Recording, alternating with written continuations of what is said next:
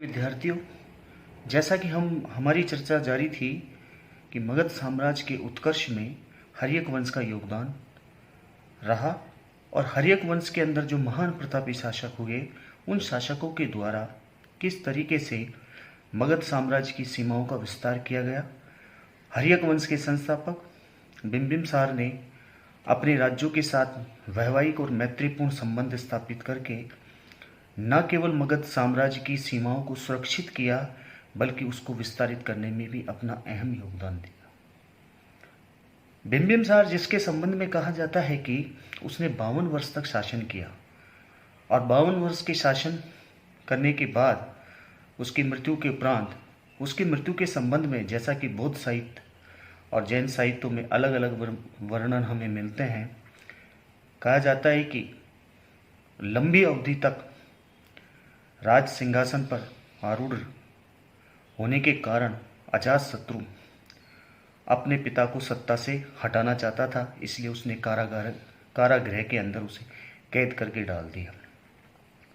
लेकिन जब अजातशत्रु को अपनी भूल का एहसास हुआ और वो अपने पिता को मुक्त करने के लिए एक गदा लेकर के जब कारागृह की तरफ आ रहा था, तब बिंबिसार ने अपने मन में इस तरीके का विचार लिया कि कहीं उसका पुत्र उसकी हत्या करने के लिए तो नहीं आ रहा, इसलिए उसने विष खाकर अपनी जीवन लीला समाप्त कर ली।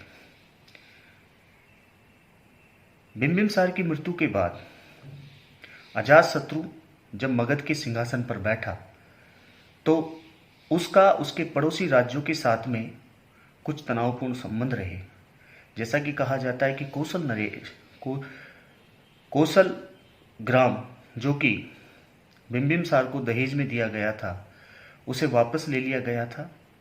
इसलिए उसका अजातशत्रु का यहाँ कौशल ग्राम को पाने के लिए एक बार पुनः संघर्ष होता है और इस संघर्ष में वो अंततः विजयी होता है और कौशल ग्राम उसे वापस दहेज में मिल जाता है।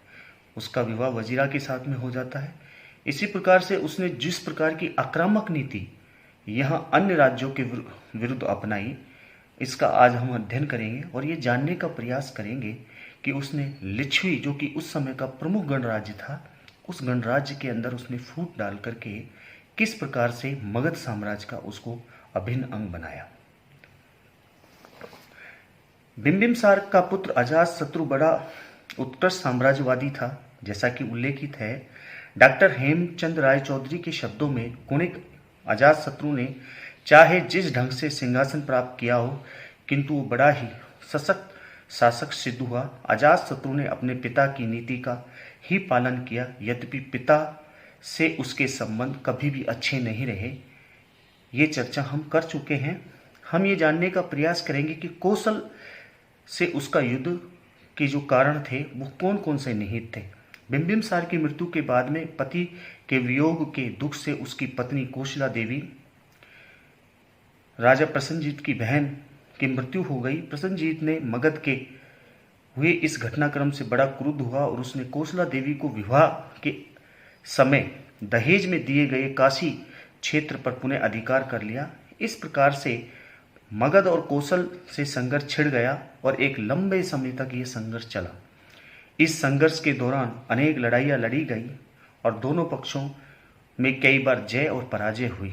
अंततः अजातशत्रु की यहाँ विजय होती है और दोनों के बीच में एक संधि होती है और इस संधि के अनुसार कौशल नरेश प्रसन्नजीत अपने पुत्री वजीरा का विवाह अजातशत्रु के साथ कर देता है और उसे पुनः काशी क्षेत्र मगध को दहेज में प्रदान किया जाता है।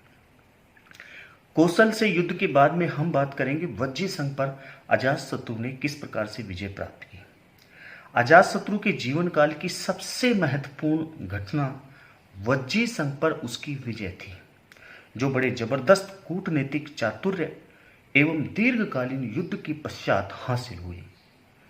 मगध एवं वज्जी संघ के मध्य जो कारण निहित थे, इन कारणों की चर्चा यहाँ करना आवश्यक होगा कि आखिर अजातशत्रु वज्जी संघ को मगध में सम्मिलित क्यों करना चाहता था। अजातशत्रु की साम्राज्यवादी महत्वाकांक्षा तथा गंगा के दोनों तटों पर अधिकार करने की उसकी प्रबल इच्छा थी। बिंबिसार ने अंग को मगध में मिलाकर चंपा के महत्वपूर्ण बंदरगाह पर अधिकार कर लिया। जैसा कि डॉक्टर A.L. वसम के अनुसार अजातशत्रु ने अपना ध्यान अपने उत्तर में स्थित वज्जी संघ की ओर केंद्रित किया, क्योंकि इस क्षेत्र की वजह से गंगा के दोनों तटों पर अधिकार हो जाता। दूसरा कारण यह बताया गया है, महापरिनिम्बाण सूत्र और सुमंगल विलासनी से ज्ञात होता है कि गंगा के तट पर अवस्थित एक बंदरगाह आधा अजातशत्रु के अधिकार में था, आधा लिच्छवियों के। इसके निकट अवस्थित एक पर्वत पर रत्नों की एक खान मिली।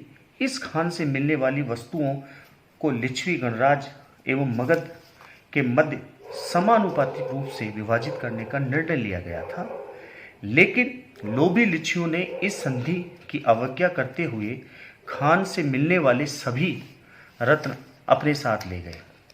अजातशत्रु बहुत कुपित हुआ और उसने क्रुद्ध होकर कहा कि मैं वज्जियों का उन्मूलन करूंगा, चाहे वो कितने ही बली व ताकतवर क्यों ना हो।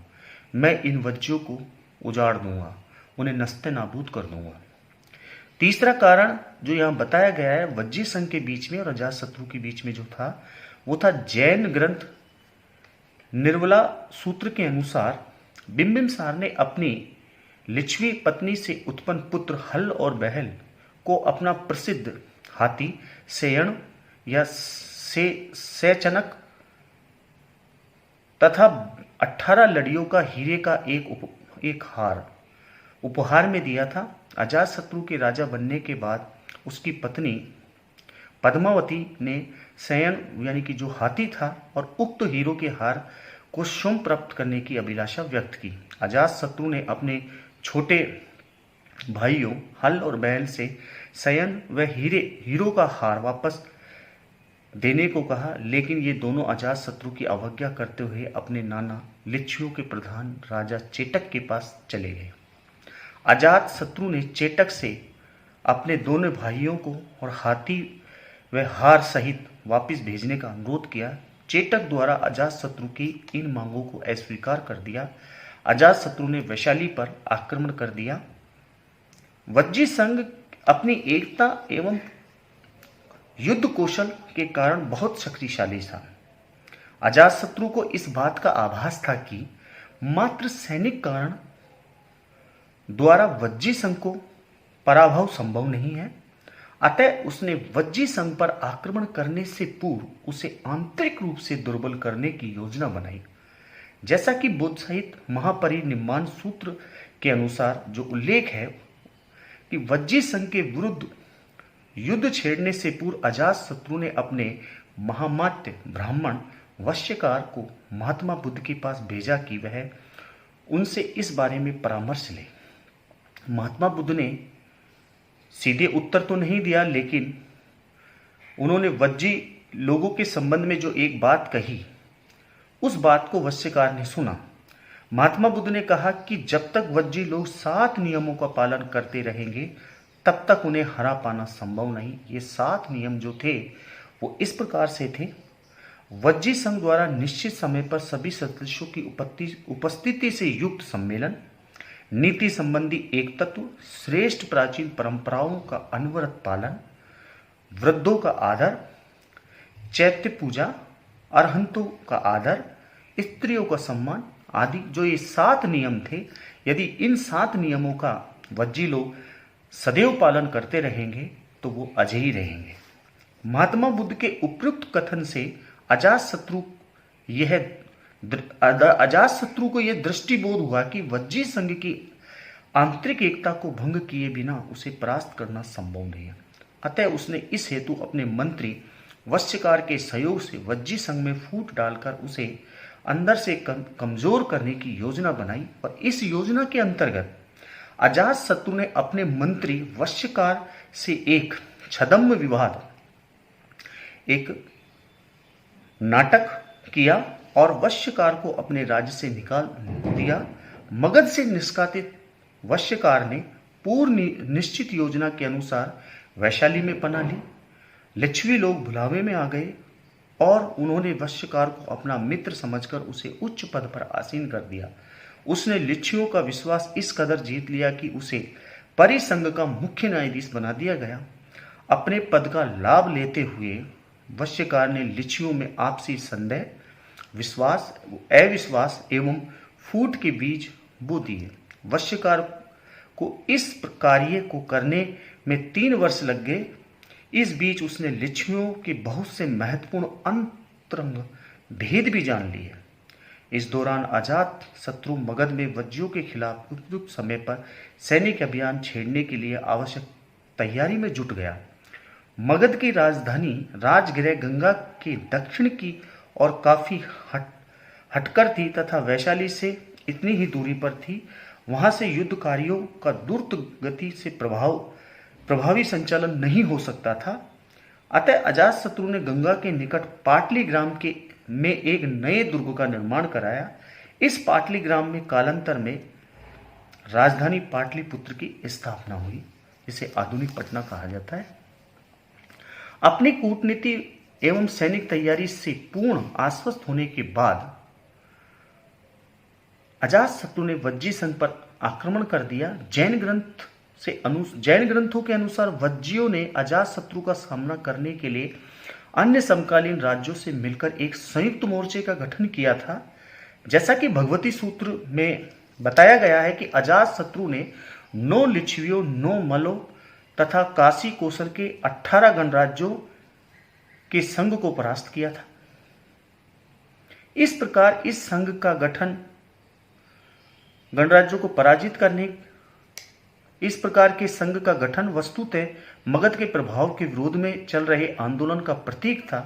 जैसा कि हेमचंद राय चौधरी ने स्पष्ट किया है कि जिस प्रकार रोम के प्रभाव के विरुद्ध सैनाइटों, इक्टनों और तथा गार्लों का एक संघर्ष होना पड़ा था, एक संगठित होना पड़ा था, उसी प्रकार से मगध के विरुद्ध धुरंधर आते हुए धुएं में भी युद्ध की लपटों का रूप ग्रहण कर लिया।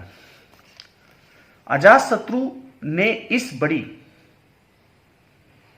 सेना के साथ वज्जी संघ पर आक्रमण किया। जैन ग्रंथ भगवती सूत्र के अनुसार अजातशत्रु ने इस युद्ध में पहली बार 2 नए किस्म के युद्ध यंत्रों का प्रयोग किया। ये नवीन यंत्र जो थे, एक का नाम था महाशिलाकंटक एवं रथमूषल। महाशिलाकंटक एक प्रकार का इंजन या शिला प्रक्षेपास्त्र था जो बड़े बड़े पत्थरों या शिला खंडों को भीड़ में फेंक करने का कार्य करता था। रथमूषल इस प्रकार का रथ हुआ करता था जिसमें बड़ी बड़ी गदाएं, मूसल जड़े होते थे और वो एक प्रकार से इधर उधर चक्कर लगाकर सैकड़ों का काम तमाम कर देता था। इस प्रकार रथमूसल की तुलना आधुनिक टैंक से की जा सकती है। रथमूसल यंत्र को बिना घोड़ों और सारथी के चलाने वाला कहा गया है, जिससे प्रतीत होता है कि या तो ये कोई व्यक्ति इसके भीतर छिपकर बैठा हुआ पहियों को चलाता था या किसी प्रकार से स्वचालित या यंत्र युक्त होने के कारण यह स्वयं गति करता था। अजातशत्रु की भीषण तैयारी एवं वज्जियों की आंतरिक दुर्बलता के बावजूद यह युद्ध बड़ा दीर्घकालीन था। जैन ग्रंथों से संकेत मिलता है कि यह युद्ध 16 वर्ष तक से भी अधिक समय तक चला। अंत में लिच्छवी पूरी तरह पराजित हुए तथा उनके शासक चेटक ने एक कुएं में डूबकर अपनी जीवन लीला समाप्त कर ली। लिच्छवियों के पतन के साथ ही अजातशत्रु ने वैशाली पर अधिकार कर लिया और अनुमान है कि मल्ल गणराज एवं अन्य लघु गणराज भी मगध में शामिल हो गए। मगध की सीमाएं अब बहुत विस्तृत हो गई तथा पूर्वी भारत में उसकी संप्रभुता स्थापित हो गई। बौद्ध ग्रंथों के अनुसार बिंबिसार के राज्य में 300 योजन भूमि थी, जो अजातशत्रु की विजय से 500 योजन हो गई। आर्य मंजूश्री मूल कल्प के अनुसार अजातशत्रु के राज्य में मगध, अंग, काशी और वैशाली के प्रदेश सम्मिलित थे। इस प्रकार से अजातशत्रु ने लिच्छवी गणराज्य के अंदर फूट डालकर के नहीं, उसकी आंतरिक जो सुरक्षा व्यवस्था थी उसके संबंध में जानकारी प्राप्त करके इस पर आक्रमण किया और आक्रमण करने के पश्चात उसे पराजित करके अपने राज्य के अंदर उसे मिला लिया। लिच्छवी गणराज्य को मगध में शामिल करने के पश्चात अब उसका जो सामना था वो था अवंती के साथ। अवंती के साथ में जो उसका युद्ध हुआ, तत्कालीन जो शासक थे जिसके संबंध में जो जानकारी मिलती है, इसकी चर्चा हम अपनी अगली क्लास में जारी रखेंगे। धन्यवाद।